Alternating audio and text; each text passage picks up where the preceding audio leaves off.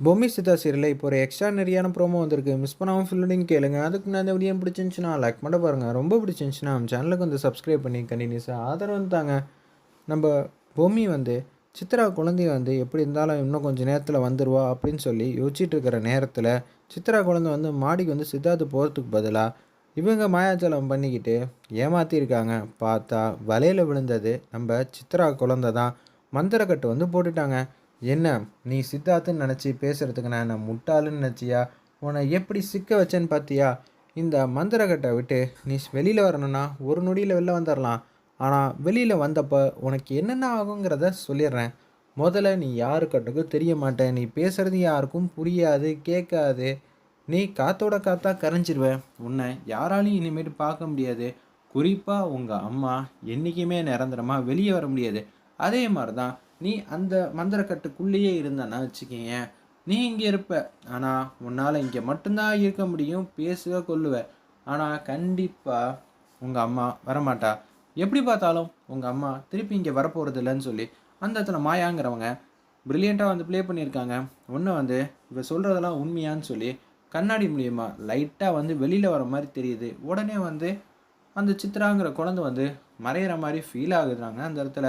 ஐயோ என்னடா அது, உண்மையிலே நமக்கு இப்படி ஒரு நிகழ்வு வந்து வரக்கூடாது, நம்ம தேவையில்லாமல் வந்துட்டோமோ, அப்பா போகக்கூடாதுன்னு நினச்சோம், கடைசியில் பார்த்தா இப்படி ஒரு பிரச்சனையாயிடுச்சேங்கிற மாதிரி பட்டத்தின் உச்சத்தில் இருக்காங்க அந்த இடத்துல சித்ராங்கிற குழந்தை. இந்த ஆபத்துலேருந்து எப்படா வந்து வெளியில் வர்றது?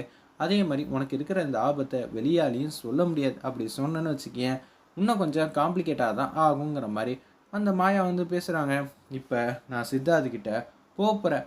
உன் ஜேர்னரில் வந்து சொல்லணும்னா ஒரிஜினல் சித்தார்த்துக்கிட்ட போய், அதாவது உன் அப்பா கிட்ட போய் நின்று நடந்த உண்மையெல்லாம் சொல்ல போகிறேன். இப்போ என்னை தடுக்கிற சக்தி யாருக்குமா இருக்குது அப்படின்னு சொல்லும்போது ரொம்ப ஃபீல் பண்ணுறாங்க அந்த இடத்துல நம்ம சித்ரா. ஐயோ அப்பா முன்னாடி எல்லாம் சொன்னாங்கன்னா பிரச்சனை ஆகிடுமே, என்னால் இப்போதைக்கு வெளில வர முடியாது, வெளில வந்தாலும் காத்தாடு காத்தா கரைஞ்சிருவேன். இன்னும் 18 மணி நேரம் கிட்ட அவகாசம் இருக்குது. இந்த 18 மணி நேரம் வரைக்கும் நம்ம இங்கே தான் இருந்தாகணும். இதுக்குள்ளே யாராவது நம்மளை வந்து சேவ் பண்ணால் மட்டும்தான் அம்மாவும் இங்கே வர முடியும், நானும் இங்கேருந்து தப்பிக்க முடியும். என்ன பண்ணுறதுன்னு தெரியாமல் தடுமாற்றத்தோடு இருக்கிறப்ப மந்திர சக்தி வச்சு அன்னலட்சுமி வந்து கூப்பிட்றாங்க. உடனே அவங்களும் வந்துடுறாங்க. நடந்த விஷயத்தெல்லாம் சொல்லிடுறாங்க அந்த இடத்துல. இப்போ நம்ம என்ன பண்ண போகிறோம்?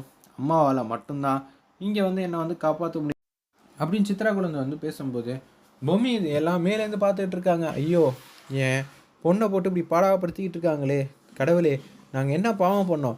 தயவு செஞ்சு அந்த மந்திரக்கட்டை வந்து அவுக்கிறதுக்கு உடைக்கிறதுக்கு சக்தி கொடுப்பா, எதுவும் வழிகாட்டுப்பா அப்படின்னு சொல்லி கெஞ்சுறாங்க, கதறாங்க அந்த இடத்துல நம்ம பொம்மி. அவங்களால எதுவும் செய்ய முடியாத அளவு சுச்சுவேஷன் வந்து க்ரியேட் ஆகிருக்கு. அவங்க இன்னும் 18 நாள் ஆகலைங்கிறனால இந்த பூலோகத்தில் வந்து எதையும் மாற்ற முடியாது, அவங்க மந்திர சக்தியும் பயன்படுத்த முடியாது. அப்படி ஒரு பிரபஞ்சம் அவங்களுக்கு கட்டளை வந்து போட்டிருக்கு. அதனால் அவங்களால எதுவும் உதவி செய்ய முடியாத அளவுக்கு மர்மமாக நிற்கிறாங்க அந்த இடத்துல. இதெல்லாம் பார்த்துக்கிட்டு சித்தார்த் வந்து மயக்கமாயி அப்படியே அந்த சோபாவில் வந்து உட்காந்துட்டு இருக்காங்க. அப்போன்னு பார்த்து அவங்க முன்னாடி சோபாவில் வந்து மாயா உட்காடுறாங்க. சித்தார்த்து இப்பயே நான் உன்னோட மயக்கத்தை வந்து தெளிவிக்க முடியும், ஆனால் அவள் தெளிவுபடுத்தியிருக்கா இன்னொன்று, என்ன இதுமேட்டு அடக்கிற சக்தி யாருக்குமே கிடையாது அப்படின்னு சொல்லி யோசிச்சுட்டு இருக்கப்ப தாமரக்கா கத்துறாங்க. கதவு திறங்க கதவு திறங்கன்னு நம்ம ராணி வந்து கத்துறதுனால தாமரக்கா வந்து வந்துடுறாங்க. அவங்க வந்து அந்த லாக்கை வந்து அமுக்கி விட்டுறாங்க. உடனே கதவு வந்து திறந்துடுது. என்ன ஆச்சு ராணி, உன்னை உள்ளே வச்சு கதவை தாப்பப்பட்டது யார்? நம்ம சித்தார்த்து தான். ஏன் சித்தார்த்து இது மாதிரி பண்ணிட்டு போனாப்புல? என்ன 2 பேருக்குள்ள ரொமான்ஸா அப்படின்னு சொல்லி கேட்குறாங்க. நீ வேறக்கா, சித்ரா குழந்தை வந்து சித்தார்த்து மாடிக்கு போகிறத வந்து தடுக்க சொன்னாங்க. அதை தடுக்கலான்னு போனப்போ தான் இங்கே இது மாதிரியெல்லாம் பிரச்சனையாயிடுச்சு. சித்தார்த்து வந்து எதுக்காக தடுக்கிறாங்க, எதுக்காக மாடிக்கு போகக்கூடாதுன்னு அந்த குழந்தை எதுவும் சொல்லிடுச்சா? சொல்லலையேக்கா, எனக்கே ரொம்ப பாட்டாமல் இருக்குங்கிற மாதிரி யோசிக்கிற மாதிரி காட்டுறாங்க அந்த இடத்துல நம்ம ராணி. ராணி எதுவும் தடுப்பாங்களா? எப்படி இருந்தாலும் மாயாவுக்கு வந்து மந்திர சக்தியிலேருந்து எல்லாம் இருக்கனால தடுக்க முடியுமான்னு தெரில. எப்படி தடுப்பாங்கன்னு பார்க்கலாம். அந்த மந்திரக்கட்டிலேருந்து குழந்தை எப்படி வரும்னு அதுவும் ஒரு சின்ன டிஸ்டன்ஸ் வச்சுருக்காங்க. வெயிட் பண்ணி பார்ப்போம்.